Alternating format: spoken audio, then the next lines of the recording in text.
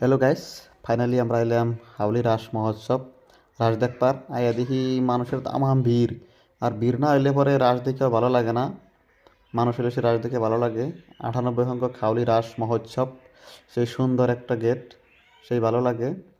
আমার জুবিনদার আমরা সবাই অন্তরে ভালোবাসা দিয়ে সারা জীবন বাঁচিয়ে রাখুম। আমার জুবিনদা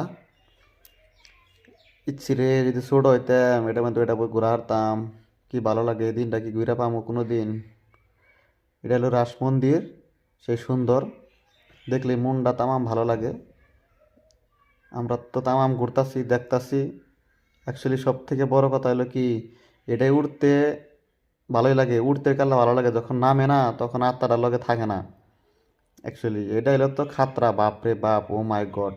এটাই উঠলে যে যে উঠছেন কমেন্ট করে জানাবেন কেমন লাগে। মনে কয় না যে এন থেকে নামা হারমু, মাথা সাথে একদম ঘুরিয়ে বা কি শেষ দিয়ে দেয়, নামে আর কোনোই ভালো লাগে না। ধন্যবাদ, সবাই ভালো থাকবেন।